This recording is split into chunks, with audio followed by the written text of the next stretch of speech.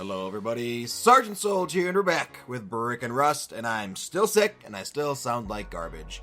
And today we're looking at the turrets again, and some more really fun exploits and different things you can do with it, in an attempt to try to show everything that's possible before next Thursday, which is in like 3 days, in the hopes that they could try to squeeze a lot of this in to get it fixed. So first and foremost, we're going to start inside of this building here. This is my favorite type of building, and that is the large furnace little circle house. I love doing these types of buildings because they always look really good, and everyone always says, wow, that looks awesome. How do you do that? It's actually very easy. You just cut the inside out of the circle here. Sometimes you have to peel back, like from the square all the way over here to this square. You throw the furnace down, then you put it right back, surround it with walls, put some roofs up, and it looks just like this. Now, the only problem, though, is how do you protect your furnace room? Because most people don't put their furnace inside their base. Most people put it on the outside of their base in their compound. So how do you protect it? Do you just throw a turret down in here? Well, yeah, you could. But then that turret is vulnerable, and sometimes, bad things happen. Someone could access it, and then all of a sudden your turret's being used against you. So what do you do so that that doesn't happen and you don't have to get ripped to shreds by your own turret? Well, you can do this. So first, we're just going to remove all this stuff here, because it's got to go. After all the gibs clear up.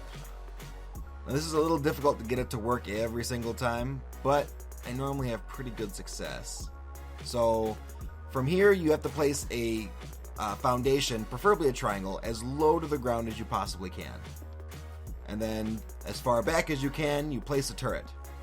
Now you're probably asking, Sergeant Soldier, why am I placing a turret down on the ground, underneath the foundation level, on top of another foundation? We all know that you can't place a upper foundation on top of a lower foundation. The exploit for that is the other way around. Well, I'll actually show you, wherever I find it. I don't have it set up? I don't have it set up. Okay. So I'll actually show you. All you have to do is you place the foundation so that just a very little tiny bit of it is, come on. Rise up. Just a little tiny bit of it is going through the ground. You see, like, the ground right there is coming through it. And then when you go ahead and you place your turret on top of that, it's touching the ground now. When you remove the foundation, the turret stays. Now, it doesn't have to always be, submerged in the ground. If it's really, really, really low, it'll still work. But I like going with when it's touching the ground, or when it's just the ground's barely coming over the top, as a way to tell, yeah, that's low enough. Actually, I think I had one over there further. That's right. So, now that we explained that, the floating turret, we go back inside here.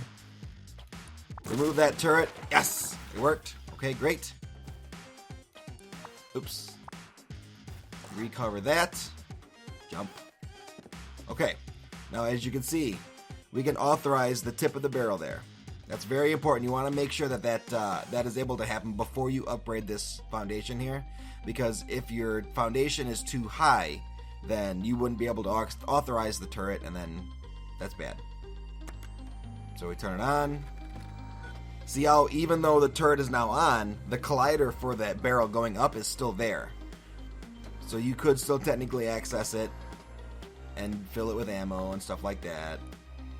So, I put some ammo in there, turn it on, upgrade this, still there, yep. Alright, now we seal this back up, almost as if it never even happened. There you go. And then the person that decides to run through here to try to steal your stuff, well, they're gonna have a really hard time. It's because that turret is gonna rip them to shreds. So let's turn that off. We're gonna go into the next little exploit we have here. It is a triangle foundation on the ground, which we know will cause the turret to float, with another triangle foundation above it.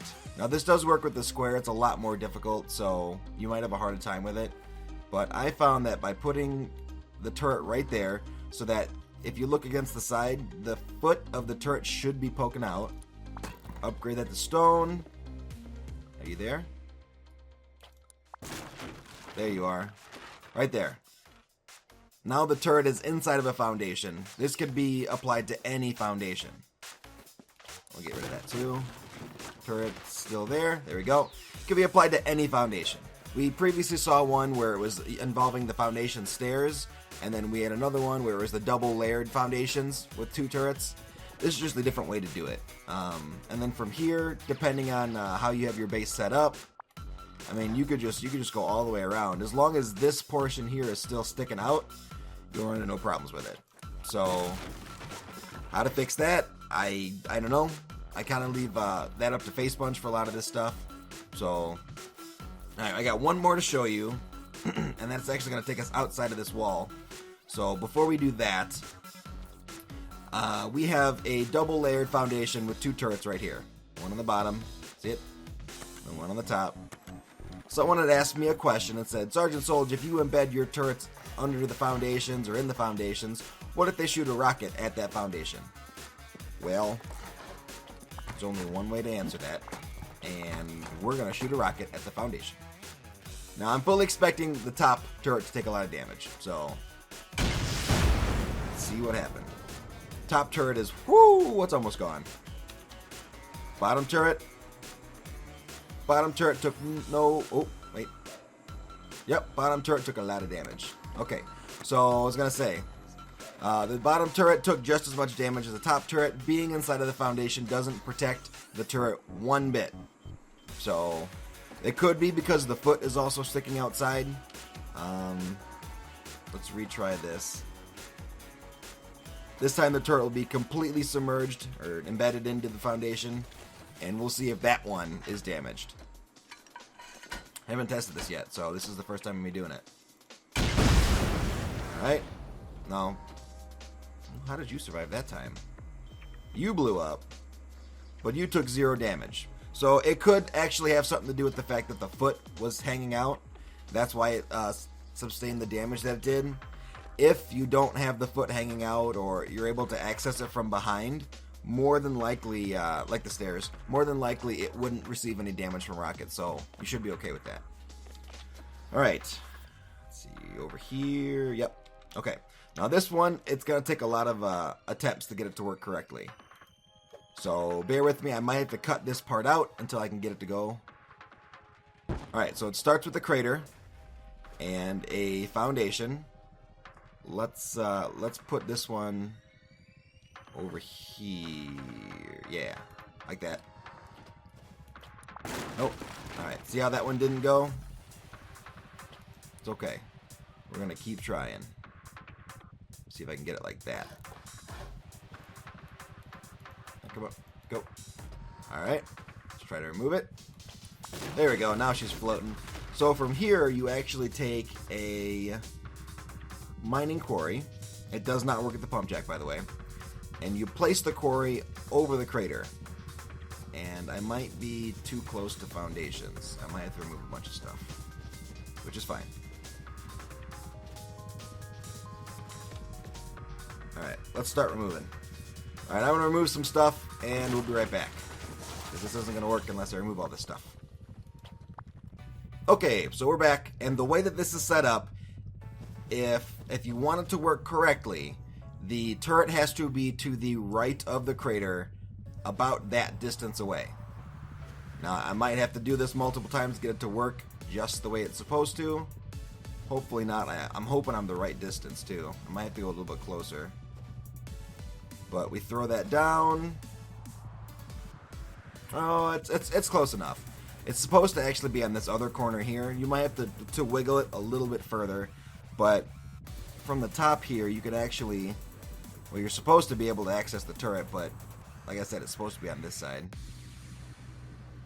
Little turret. You're not going to let me access you, are you?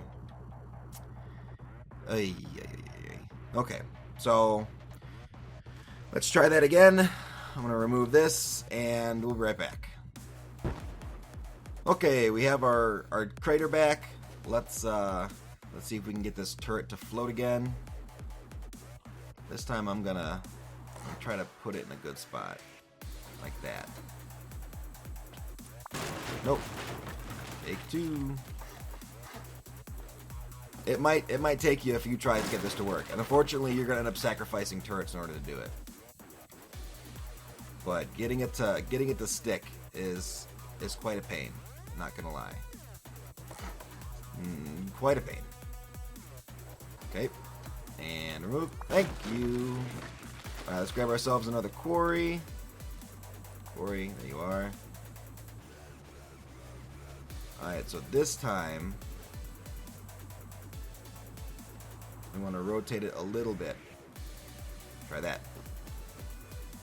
Did we do it? Oh, we did it! Alright, there we go. Okay, so from here, authorize, fill up your turret with a bunch of ammo.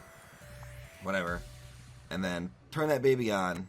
There you go. Now, if you notice, it's facing this direction towards the stairs of your quarry. This is because this is where the ladder is. And if someone's going to try to raid your stuff, most people will turn it off first. But on top of that, you know, there's a chance that they could come from this other way, but, you know, you're hoping that they come from this direction. If you want, you could squeeze more than one in here.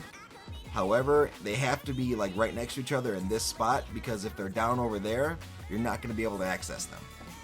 So, I don't have anyone to run into the turret here. Let me see if I can find someone real quick, and we'll be right back. Alright, all I want you to do is run over to that quarry through the opening and shut it off.